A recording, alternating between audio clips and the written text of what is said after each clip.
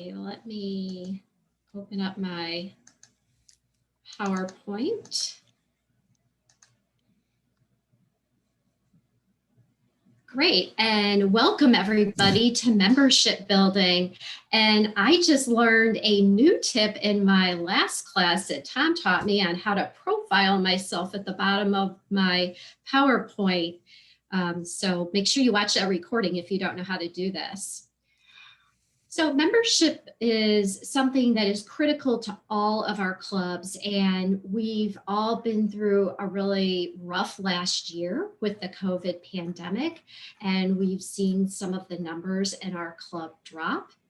And while I don't consider myself an expert on this topic, I will share what I do know, and I hope that we can have some positive exchanges during this webinar. So if you have any thoughts or ideas, please post them in chat. I'm going to try to monitor chat. Tom's going to monitor, both Toms are going to monitor chat. And yeah, if you have any good ideas, just post it in chat and I may call on you. So I did put the handouts in chat for you. And I would like to go ahead and get started with the polls that we have for today. So let me launch these polls. So if you don't mind taking time to answer these 4 questions, and this will help me better understand our audience. And while you're answering those questions, the agenda today is going to cover why we want more members in our club. 2, how potential members find us. Number 3, getting visitors to our clubs, converting visitors to members, and 5, keeping those members. So great, I have a good mix of leadership here, a good mix of club sizes.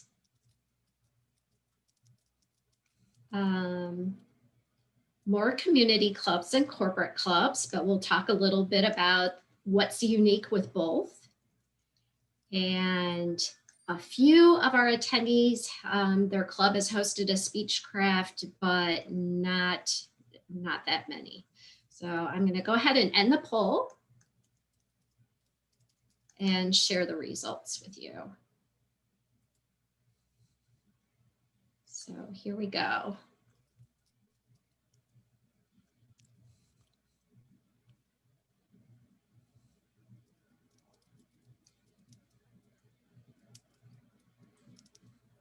Okay. Great, so everyone got to see those results. So why we want more members? Well, in the poll, it was interesting. The number of members varied really across the board. But did you know that according to Toastmasters International, they really feel a minimum of 20 members makes a quality club. And it's also interesting that if you charter a club, again, the requirement is that you have a minimum of 20 members.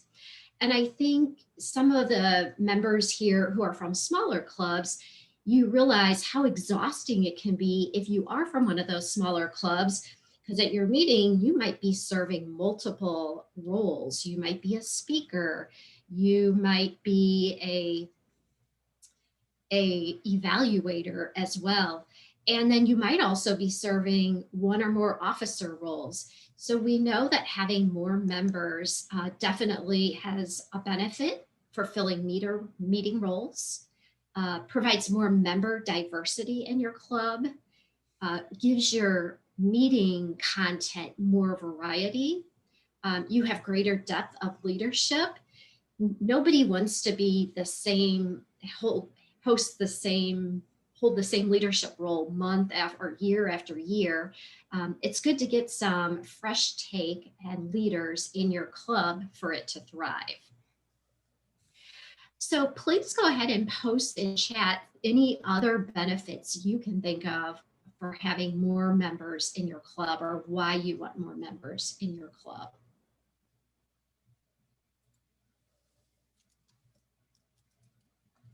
And then while you're doing that, I have posted a few resources. The first resource, which I've also attached independently in the chat, is the Moments of Truth chart. And this is a quality checklist of items of what makes a quality club. And of course, like I said, a minimum of 20 members is what they suggest. But going through that checklist can be really beneficial for your club to maybe take a look at what can we do to improve our club to maybe help attract new members. Also, I've posted a link to a TI manual called Membership Growth, and it gives a lot of tips and advice on finding prospects, getting them to be a guest, and then converting them to membership. So yeah, people also posted, better relationships, more people to meet, to help more people achieve their development goals, right? Shows to guests a vibrant club that engages members. Excellent. Okay, let's go to the next slide. Next, I want to talk about how potential members find us. And in the quote on this slide, I talk about spending money, but honestly, you have a lot of options to promote your club that don't cost a dime. And again, I know this can vary a little bit on whether you're a corporate club or whether you're a community club. Let's take a look at some of those ways. So a community club, on the Toastmaster International website, there's the Find a Club search, there's Meetup, social media, and word of mouth. Corporate clubs, usually I would think most companies have a SharePoint or an intranet site. If it's a really small company, maybe you just have a bulletin board in your lunchroom. Your human resources department or organizational development is a great source. They are usually involved in the intake of new employees. And if you can get them to share information about the club, that's great. Also, your management, it's a great option for them to offer that to new members in their department or even existing members who could benefit from leadership and communication skills. And of course, word of mouth for corporate too. And now I want to dive into these in a little more detail. So the Toastmaster International Find a Club site. I put a screenshot in here just from my club, just to give you an example and to point out a few items. First of all, this is completely free and it's all configured through Club Central. So any officer in your club has access to this to set it up. A few items I would like to draw your attention to are the contact club. That links to an email address. You want to check that to make sure that email address is current and maybe even test it. Click it and put your name in, your email address, and see how quickly you get a response back. This is critical to somebody who reaches out to your club if you can get back to them quickly. Secondly, you have the ability to put a link to your club's website. A lot of times people might want to read a little more about the club before they decide if they want to visit. So you can put a link there. If you have a Facebook site, you can link to that. And you can also note on there whether online attendance is allowed. So if you are meeting virtually and you don't have that turned on, I strongly encourage you to go ahead and make that update. And then go ahead and verify your location, address, and phone number if you have one listed are accurate. Okay, next. The District 8 Meetup site. Now, District 8 subsidizes this for all of our clubs, so it's completely free. And this is a way that you can promote your clubs whether you meet in person or online, or when you stop meeting virtually and you go back to in person. This is completely free. So if you don't use Meetup right now, I encourage you to create an account and put your club information out there. And if you do have a Meetup site, I encourage you to consider changing it up on a regular basis. And what do I mean by changing it up? If people keep coming back and reading the same thing again, they might just pass by. So maybe you change it up and you say, this week's meeting, our theme is going to be New Year's resolutions, or it's going to be job training skills that I want to acquire over the next year. Or if you have some speaker in your club who's doing a speech and really talented in a certain area, go ahead and put that for that visit and feature that. But experiment and change up your description to see what resonates with the people who go to Meetup. Another item that I learned about Meetup is you can ask your members to go ahead and click that they're attending. And so if people go to the Meetup site and see that, oh, look, already 10 people are attending this, it might create more urgency to sign up for it. You can also post your special events, such as your speech contests or a special open house that you might be having as well. If you need help creating this, there is a video on the district's YouTube site. There is also a help document on the District 8 website. And AnetaWorks Sally is the expert on Meetup, and I have also put her email address in the resources to reach out to. Then the next item I want to look at are websites. Now, creating a club website can seem really intimidating, and Toastmasters International has this free option called Free ToastHost. So there's no reason for a community club not to have a website. The great thing about Free ToastHost is that it comes pre-built with Toastmaster content on what the benefits are of being a Toastmaster. And so it's really a minimum amount of maintenance for the club, since a lot of the content is supplied by TI. Okay. And then next I wanted to talk about social media. And I would be interested, if you don't mind posting in chat, I would like to hear if your club utilizes any social media, and if so, which outlets you use. And what I'm going to endorse is, instead of making it a full-time job to be tweeting and posting new articles on LinkedIn and Facebook or pictures on Instagram, reach out to your members, because building members is not strictly the job of membership and PR, vice presidents of PR and membership. It is a job for the entire club. Everyone should be involved. So ask your members to communicate with social media, their preferred social media method, and invite people to the club. That way, it's not one person's responsibility to be posting all of this information.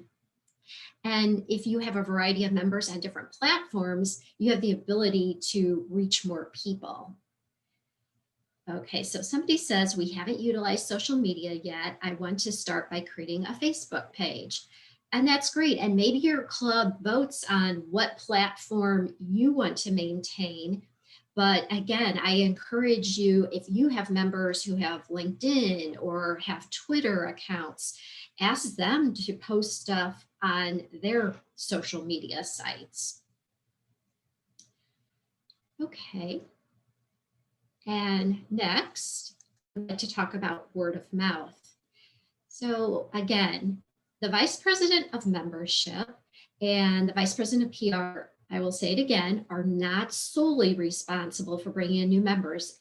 All the members of your club can help with this. So I would like to hear or see in chat some successes that you've had bringing in new members with word of mouth. And while I wait to see if anything is posted, I'd like to share some stories, some successes that I've had in my club or seen in my club. We have gotten some new members through people going to the TI, find a club site, and then they linked to our website and read about our club on our website, and then reached out, and they were excited because they got such a prompt reply and they came back to our club. In fact, we've gotten a lot of members through our club website. And then we've also had people join because of somebody they work with is in the club and somebody brought them as a guest, and they may have came back and visited multiple times, and then they ended up joining. In fact, we have quite a few people in our club who work with each other. And so somebody said word of mouth, I was invited. And I think that's, a personal touch, reaching out to someone and saying, hey, I think our club might have something that would benefit you, because there's so much competition for people's attendance and people's attention. And if you get a personal invitation, I think somebody's more likely to come. Just posting something on your website, hey, we're having an open house. So Sarah says, we bring it up with people whenever it makes sense in work meetings, our church or religious services or other networking events. We figure the more each member talks about what Toastmasters does for us, the more people will want to check out. And if you all didn't attend Sarah's sessions about social media, I strongly recommend that you catch one of the recordings that gets posted on the YouTube channel, because she had some really great suggestions on utilizing social media. Okay. So the resources that I've included are a video on how to update your Find a Club information in Club Central. I've included a corporate brochure. And most of the brochures, which I talk about later, are also available electronically. So you can download those brochures and share them during a Zoom meeting, because without people meeting in person, you still need to have a way to share with your potential members the benefits of Toastmasters. I have Annetta's email address, links to the meetup tutorial and video, and a link to request the free ToastHost site. Okay. And then next. Okay, so Laverne posted, we have been holding meetings at the library and they would post flyers. And Laverne, if you want to unmute yourself, do you want to comment on, have you gotten visitors as a result of those? We did have quite a few, actually we had quite a few interests. We've gotten a couple of members Good. from it. And then we actually, because of the way the library is set up, we can only look out 1 month at a time. So we actually were in the process before the pandemic hit of coming together with the library, and then they would do a lot more of the promotion for us, like putting it in their newsletters on their websites and stuff like that. So hopefully when pandemic is over, we can go back to that. Sure. Well, thank you for adding to that. And that just brings up another avenue, the physical location where you meet at your club. Work with them and see if you can post a sign. I know my club meets in a community center, and they allow us to post a sign about our meetings. So getting visitors to your club. Now, I know this is one of the biggest challenges, and this is probably why a lot of you are on the call or on this webinar. So I have both marketing information and event information here. So marketing. So think about who you can reach out to, who would benefit most from Toastmasters, whether it be businesses, organizations, or schools. I know you can do some like grassroots marketing where you put together an email and personally invite some area businesses or area organizations to your club meetings. You can post press releases. And I thought I saw her earlier. I don't know if Patty Howard is still on here, but she told me just the other day that they put a press release in a small community newspaper. And a woman found it who was 80 years old, but she had been a past Toastmaster and she really wanted to get back in Toastmasters. So people still do read the paper sometimes. And then I have on there pathways competencies. So what do I mean by that? So pathways, when you read through the different projects and stuff, they all have different competencies that you're trying to gain by doing the projects, such as managing change, giving constructive feedback, helping others achieve goals, presenting a proposal, leading a team, managing a successful event. Use some of those competencies when you're doing your marketing to capture people who are looking to gain those skills. Plus, it'll make Pathways an easier sell when they join. Then event, also then I have on here some events. So a lot of your clubs are really small and it can be hard to do an event because you don't have a lot of people to begin with. So I want to encourage you to consider doing some joint events with other clubs. And I'll share a story about a joint event that somebody shared with me just this past week, which I think is a great idea. So let's move on. So one of those items was Speechcraft, and this is what I want to share with you. Speechcraft can be a win-win on so many levels. Patty Howard and Annetta Work Sally shared with me that they are going to be doing a Speechcraft in combination with 2 clubs. And they are using the fee for the Speechcraft to enroll the attendees into their club. So they're going to pay membership dues for them through Toastmasters International.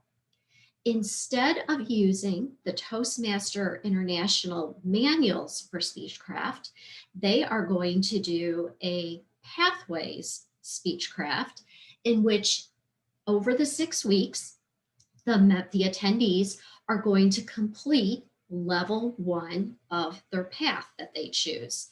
And it's easy because as we know, level 1 is the same no matter what path you choose. Then in addition, they are assigning each attendee an advisor. So at the end of the 6-week program, they are going to have, with just if they get a minimum of 4 attendees, depending on which club they get assigned to, they might meet one of their distinguished club goals of 4 new members. Then they might also meet then, if they finish the level 1, 4 level 1s, which equals another level or another education goal towards the distinguished club program. The people who serve as advisors will be able to mark that off as their level 2 project for the mentoring certification through Pathways. And then whoever leads the Speechcraft will also get credit towards their Pathways DTM. And then those 4 people, are members of your club for just a little bit longer and can continue to reap the rewards. So I think this was an ingenious idea on how to do this. And I strongly encourage you to reach out to Annetta again if your club is interested in hosting a Speechcraft. Does anyone have any success stories about Speechcraft at your club? And while you're posting, Tammy, can you unmute yourself and explain your 12 skills for employees to focus on? Absolutely. We had just chartered. Actually, I don't even know if we had chartered at that point. We may have still been in the process of chartering. And our company came out with 12 skills for employees with what they want to, oops, sorry, I had my camera on, with what they wanted people to think about and focus on for employee goals for the year. When he saw that, and he was learning about pathways at the time because it was brand new to him, he aligned those. And I don't have the chart with me because it's on my work laptop, but he aligned it was a circle of the 12 skills, and he put the different pathways that aligned with those skills next to each one of those. So that's one of the things that we're using with our learning and development department and with potential members, is letting them know right up front how they can really incorporate that into their work goals right at the beginning, which is really, really key to getting people. That is an awesome idea, a great idea. Can you tell me what else, since you're in a corporate club, that you've done to bring in members? Well, our club is not quite a year old, so we're still learning different ways to do this, but we've been meeting with our learning and development department, and we are getting it now as of the beginning of this year, part of the onboarding process. So when a new employee starts, they have to go through a whole thing of, this is how you access this and all that different onboarding thing. But we have now got it where they also talk about, here's one of your benefits as an employee, other than your standard medical benefits and everything. You also have a Toastmaster club here available to you, and here's how we pay for what we pay for and everything. So that's part of the onboarding. So right off the bat, new employees will start to hear about that. Awesome. That's great. That's great. Okay. So the next item I'd like to talk about. Somebody asked if you can do them virtually, Speechcraft virtually.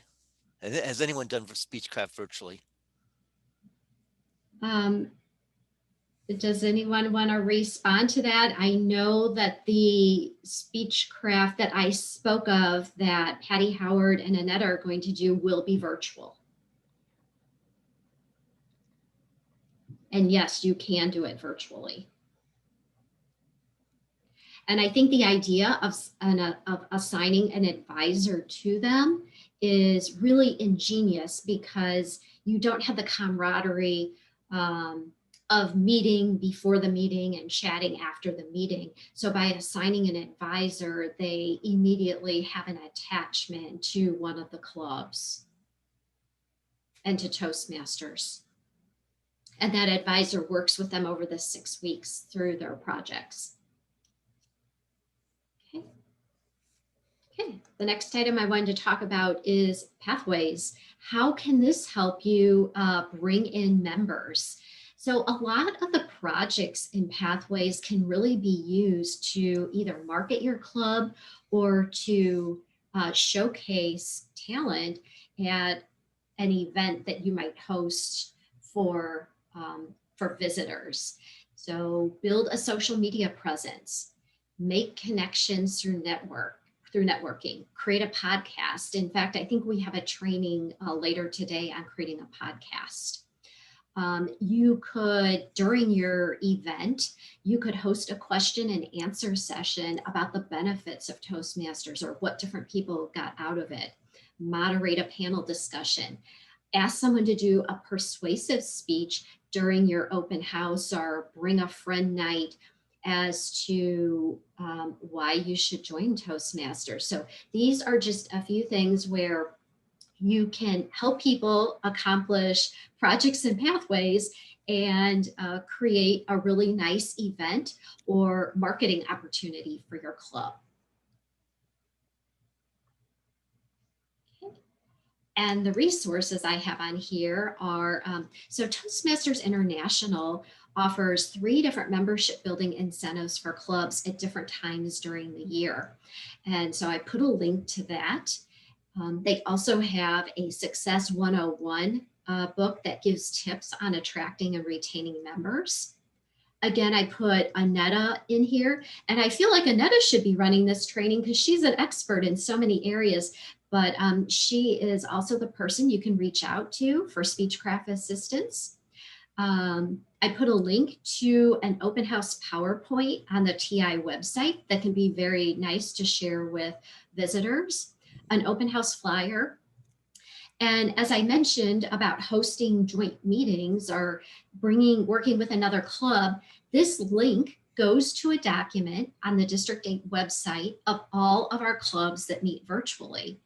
And because location isn't an issue during this time, find a club that meets close to your same time or at your same time, and maybe do a joint event together.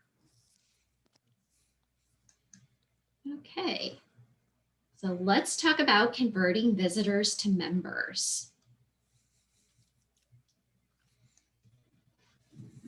So the 3 keys to converting a visitor to member is, first, when that visitor comes, to offer a welcoming environment. And I know this is one of the challenges with meeting virtually.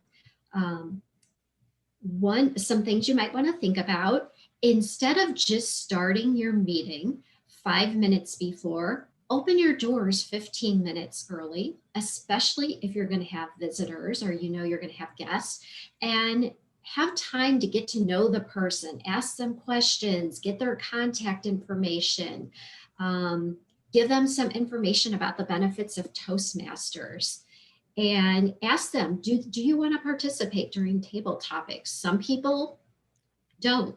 In fact, I visited a club not too long ago that they didn't ask the member or the visitor, they just called on them and the person dropped off. So think about that in a virtual environment. Maybe clear it with them first that they're interested in participating, but get a chance to spend some time with them before the meeting starts. The second option is or second item you want to do is offer a really engaging meeting. So a really well executed meeting where everyone explains their roles. This helps hit home the benefits of Toastmasters.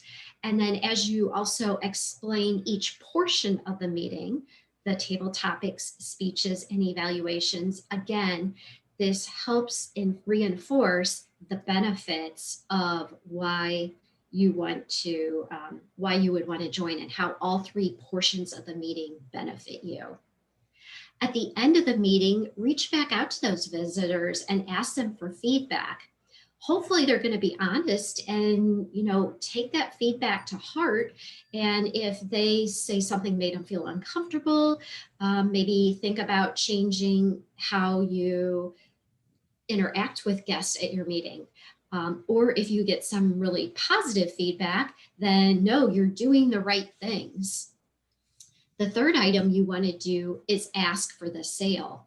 So your vice president of membership or whoever is running your Zoom meetings might want to have a membership application ready to give them in chat. You might also want to have a way to collect their dues if they want to join. Somebody just told me of a story about they had a visitor to a club, and when the person said they were ready to sign up, they had no way of giving them an application because all their applications were on paper, and they really weren't set up like with a PayPal account or any way to collect their fees. So in this virtual world, you have to think about how you're going to be able to convert that member online and get them, or that visitor, and get them to be a member. Another thing, if the person joins at the last minute at the beginning of the meeting, maybe hang on line a little bit longer and have somebody who can spend some time talking to them one-on-one about the benefits of Toastmasters. So Evelyn, thank you, has reminded us that on the Find a Club, you can look up clubs by day and time they meet and by using the search option drop-down feature. So that might also help you find other clubs to maybe align with and maybe do an event with. Okay. And then the resources I have for this are Toastmaster International brochures. So some of you may have these already that you were giving out to people who visited in person. Well, you can also download them digitally. And again, you can just upload those in chat to visitors. There is a manual from prospect to guest to members. And this walks through some tips for converting members to, or guests to members. And then a membership application. So this is the TI International membership application. And so you might want to save this as a PDF so you have it available when you do have visitors. Okay. And then the fifth topic I want to talk about is keeping members. Okay, so a best way to keep members is to have a quality club experience. And did you know, according to Toastmasters International, that 80% of the people who dropped their membership never earned an education award? So that would also seem to indicate that when you do have somebody join, you want to enroll them in pathways as soon as possible so they feel like they're making some accomplishments and they have some goals that they're trying to reach. Another thing you want to do to help ensure success, especially in a virtual world, is to assign a mentor.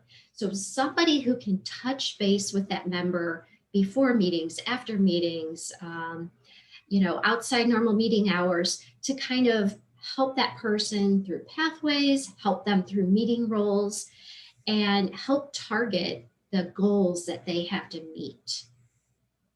And then your club can offer a quality club experience. Again, I think this is very important. And I have also attached, again, in the resources, that moments of truth, which goes through the quality club checklist. So if your club has all those good inputs, so assigning a mentor, getting the new members enrolled, assigning meeting roles to the new members. So if you're using a sign-up mechanism to get people to take roles, maybe think about switching that to a mechanism where perhaps you assign people to different roles. I know we've tried that and we've done that in our club since I was a member, and it kind of forces people to step outside their comfort zone and take on a role that they might be tentative to do if they just had to sign up. It just kind of pushes them to advance. Then once you have all those positive club inputs, your members are going to grow. They're going to gain confidence. They're going to earn Pathways awards. They're going to gain leadership expertise and personal growth.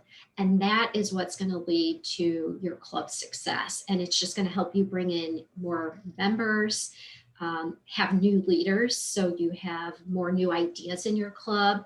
And it's going to help your club reach distinguished club status. So I would like to now go ahead and pose some discussion questions. So I'd like the rest of the time that we kind of share ideas.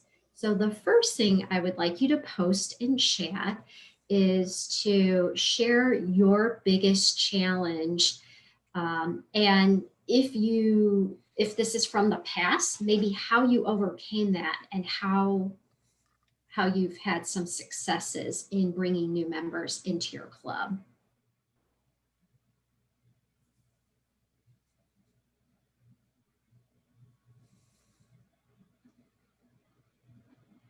or you can share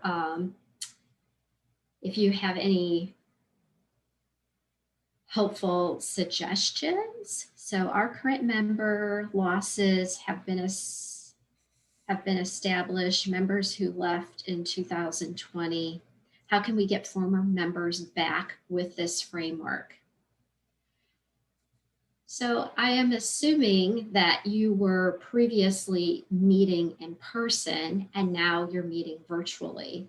So do you feel like your members are not, they don't like the virtual meetings, or is meeting virtually is just getting them on Zoom? Is that the complication? Do they need help with Zoom or meeting virtually? Is it all right if I'm giving the mic here? What? I'm the one. I'm asking the question. Basically, our membership losses in 2020 were older members who had adopted pathways.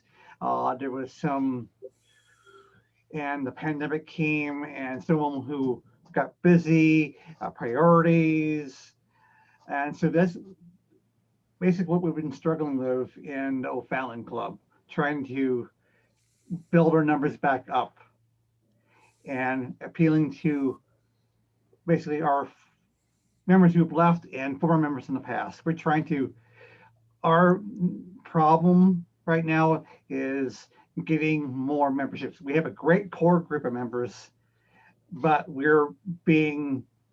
sometimes we have to do multiple duties. Vice President of Education, and of course, I'm expected to do multiple duties anyway.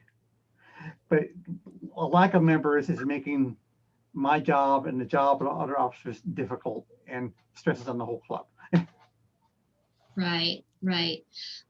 One thing that you may want to consider, I know going virtually was kind of intimidating to a lot of people, especially Sarah referenced that some people don't have a computer or internet access, but Kelly said that some people who were older struggled with Zoom.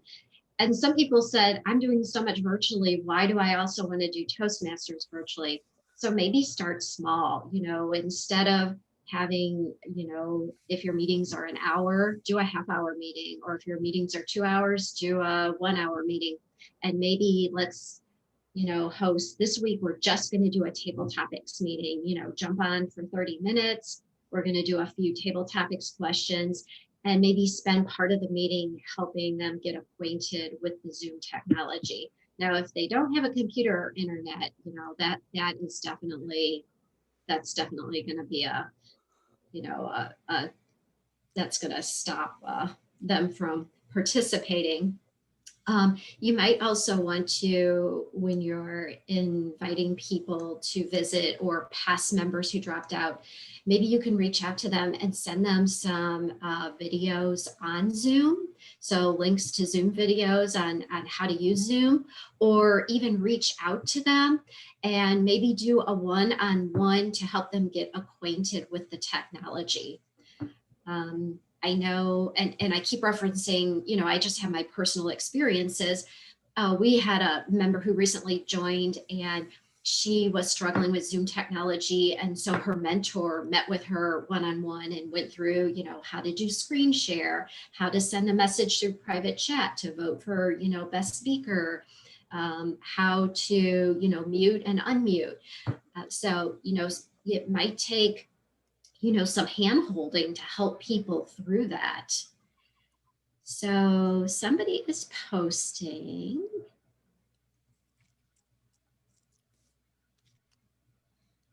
So current challenge, retaining existing members and gaining new members during this time. There seems to be an increase in workload during the pandemic. So as a corporate club, many people have meeting conflicts or other pressing deliverable projects, which negatively impact attendance. Yeah, I get that. And, maybe is that something, do you think, and I'm asking you corporate clubs out there, if the people really see the benefit in Toastmasters, would it be something that they would be willing to do the meetings, like perhaps in the evenings or before work, to accommodate so more people could attend. Is that something that you would consider doing? Or would those people not attend if it wasn't something they could do during work hours? Christina?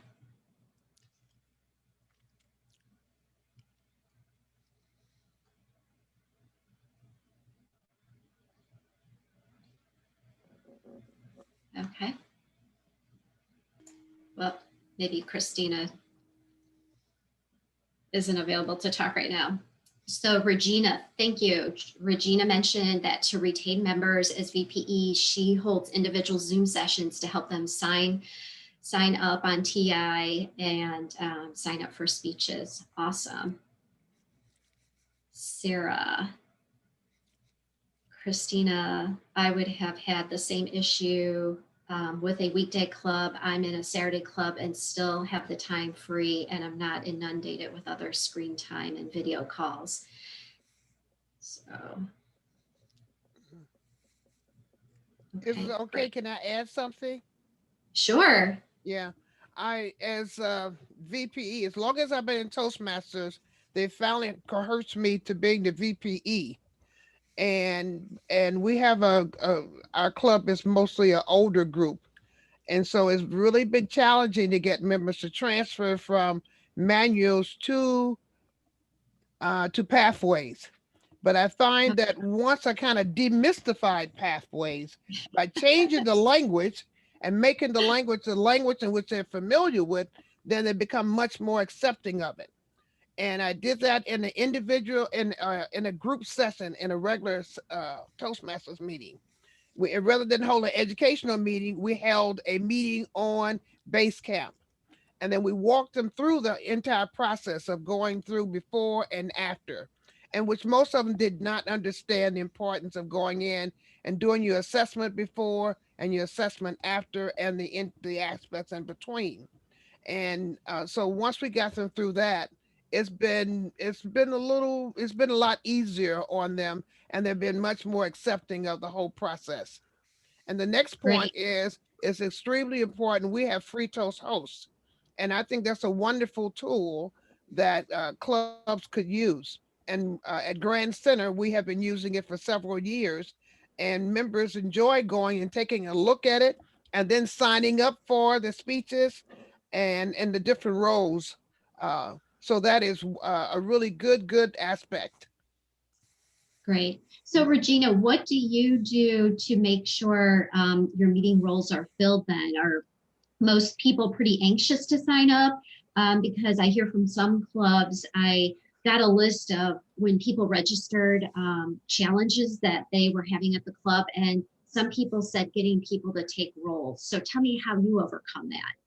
Well, I think during our Zoom meetings, just like other clubs, we have had it have the challenge too, having a small amount. As you know, it takes 12 to 13 people to have a regular meeting, to have a good meeting without having members to serve in two roles. So far, most of the time I'm able to assign someone in each role. So I have a schedule that I put out for over 6 month period. And then we have the Toastmasters, or even myself, a week or 2 weeks before, we review that schedule and see who can fill in those roles. So that's the way Okay. we kind of make sure that everyone is available. And then at the meeting date, if we do have some people who are absent and last minute things do happen in people's lives, then we always pull it together and hold and get someone else to replace them. Okay. Great. Great. So you kind of help encourage people to sign up. You're not waiting till the very end and the meeting Oh, no, starts. no, And no, no, realize, no, no. In fact, perfect. we even have a group me as a format for communication. We use group me, and I used to send it out on group me as well. So first they Okay. go into free ToastHost, and then they get this message from me on group me to remind me, hey, you're signed up. These are the roles that we have, and you're not going to Sure. be able to do it. Let me know. Perfect. Okay, Great. Deborah, it's 2:20.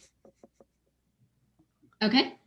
Yeah, I mean, I just wanted to continue discussion. I didn't really have any other material I wanted to cover. So Amy said, or Amy is asking if anyone has reduced the number of times they're meeting per month, and has that helped or has that hurt attendance? Does anyone want to comment on that? While we're waiting for comments, I know one of the challenges then is earning your education awards, because if you're only meeting once a month, you're not getting that many speeches and projects in. And I want to share an idea that somebody shared with me not too long ago. She mentioned that her club sometimes has pop-up meetings. So you've heard of the pop-up store. So the pop-up meeting, somebody has a project they'd like to do, and they're, getting close to maybe finishing a path, and they reach out to the club members and they say, hey, who can meet tomorrow night at 6 o'clock? I want to do my, communication style speech. And as long as, there's someone there who can do the evaluation, you can still knock out education awards that way.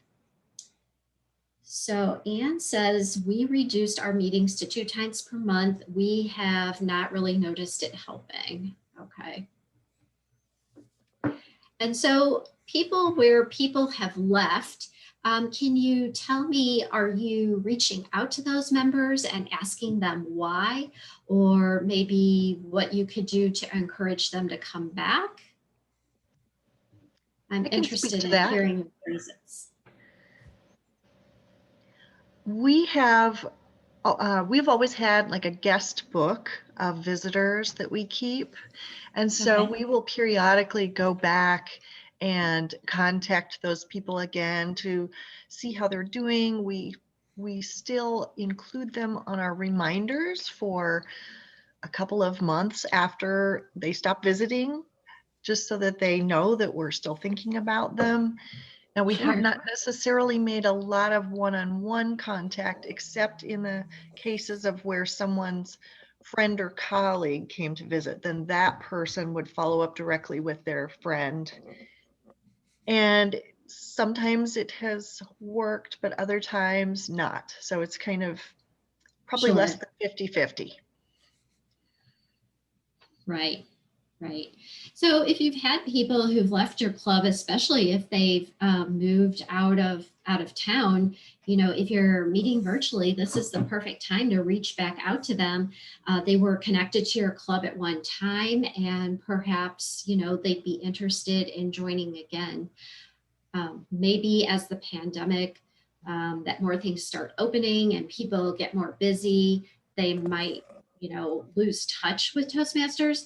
But as long as, a lot of things are still closed and there's not as many activities to do, this is a great time to recruit those people, because, what are they doing on the weekend, or what are they doing in the evenings, since, movie theaters aren't open or sporting events aren't open. So, use that to your advantage if you can.